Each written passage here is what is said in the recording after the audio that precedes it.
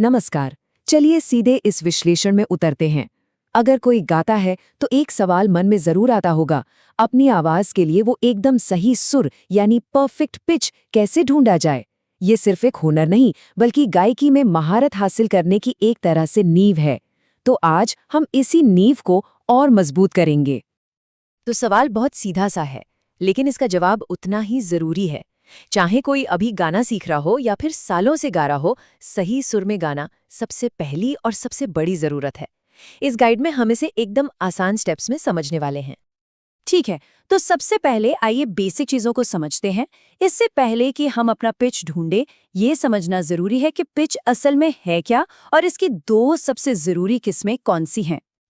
तो पहला है परफेक्ट पिच, जिसे एब्सोल्यूट पिच भी कहते हैं। इसको ना गायकी की दुनिया की एक सुपर पावर ही समझ लीजिए।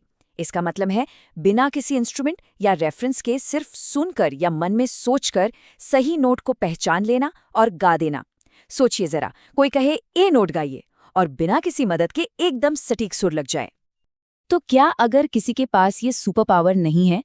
यहाँ एक बहुत अच्छी खबर है। देखिए, परफेक्ट पिच एक कुदरती टैलेंट हो सकता है जो बहुत कम लोगों में होता है, लेकिन ज्यादातर म्यूजिशियंस जिस असली टूल पर भरोसा करते हैं वो है रिलेटिव पिच। इसका मतलब है एक रेफरेंस नोट सुनकर उसके हिसाब से बाकी के सुर पहचानना। और सबसे जरूरी बात, इसे ट्रेनिंग से कोई भी हासिल कर सकता है। चलिए अब अगले प्रैक्टिकल स्टेप पर चलते हैं। इससे पहले कि हम किसी भी सुर को परफेक्ट करें, हमें ये जानना होगा कि हमारी आवाज की अपनी कुदरती और आरामदायक रेंज आखिर है क्या। और इसे करने का तरीका ना बहुत आसान है। इसे अभी किया जा सकता है। बस किसी फोन पर कोई कीबोर्ड ऐप खोलिए या हारमोनियम का इस्तेमाल कीजिए। मिडिल सी यानी C4 से गाना शुरू करें।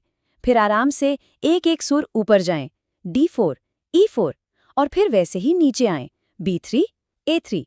बस ये महसूस करना है कि कहाँ आवाज बिना किसी खिंचाव के बहुत आसानी से निकल रही है।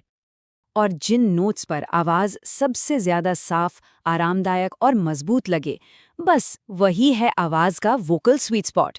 इसे पहचानना बहुत जरूरी है, क्योंकि इसी रेंज में गाने से न सिर्फ आवाज अच्छी लगती है, बल्कि वो लंबे समय तक हिलदी भी रहती है। यहीं से परफेक्ट पिच की यात्रा सही दिशा में शुरू होती है। अपनी रेंज पहचानने के बाद अब बारी आती है सबसे जरूरी काम की, अपने कानों को ट्रेन करने की। याद है, हमने रिलेटिव पिच की बात की थी। बस यहीं पर उसकी ट्रेनिंग शुरू होती है। कानों को ट्रेन करने के लिए कुछ मजेदार एक्सरसाइज हैं। पहला, एक note of the day challenge बना लीजिए। हर दिन कोई एक नोट चुने, उसे बार बार सुने और गुनगुनाएं। दूसरा, गेस द नोट। किसी ऐप से रैंडम नोट सुनकर उन्हें पहचानने की कोशिश करें। और तीसरा, सिंग अलोंग। कोई भी गाना सुनकर उसे बिना संगीत के वैसा ही गाने की कोशिश करें। और अच्छी बात यह है कि इस काम में टेक्नोलॉजी भी मदद कर सकती है। ऐप्स जैसे perfect year, functional year trainer और टेनोटो, ये आपकी ईयर ट्रेनिंग को एक गेम जैसा बना देते हैं। ये आपको इंटरवल पहचानने, कोड्स को समझने और पिच को बेहतर बनाने में अलग-अलग एक्सरसाइज के जरिए मदद करते हैं। अब एक ऐसे टूल की बात करते हैं जो बहुत ताकतवर है, लेकिन अक्सर लोग इसका इस्तेमाल करने से थोड़ा कतराते हैं। वो है अपनी आवाज को रिकॉर्ड करना और फिर उसे सुनना। ये बहुत ही जरूरी बात है।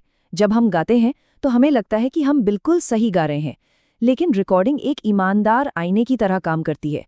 ये हमें साफ साफ बताती है कि कौन से नोट्स हम थोड़ा ऊंचा यानी शार्प या थोड़ा नीचा यानी फ्लैट गा रहे हैं। और सुधार के लिए यही फीडबैक तो सबसे जरूरी है। चलिए अब हम इस विश्लेषण के आखिरी और सबसे महत्वपूर्ण हिस्से पर आते हैं। पिच सुधारने का असली रहस्य क्या है? ये कोई जादू की छड़ी नहीं, बल्कि एक बहुत ही सरल सिद्धांत है।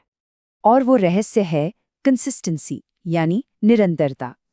रोज थोड़ा थोड़ा अभ्यास करना ही पिच को साधने का एकमात्र तरीका है। एक दिन में घंटों रियाज करने से कहीं बेहतर है कि हर दिन सिर्फ 15 मिनट अभ्यास किया जाए। और इस डेली रूटीन में क्या शामिल हो सकता है? बहुत ही बेसिक चीजें, जैसे रोज सारे गमा का अभ्यास करना, एक रेफरेंस टोन जैसे सा को तानपुरे या ऐप पर लगाकर उसके साथ बाकी स्केल की प्रैक्टिस करना। यही छोटी छोटी आदतें समय के साथ एक मजबूत पिच सेंस बनाती हैं।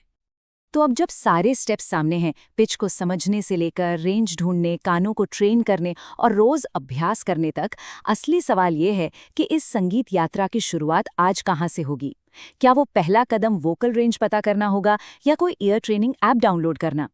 जो भी हो, सबसे जरूरी है कि पहला कदम आज ही उठाया जाए।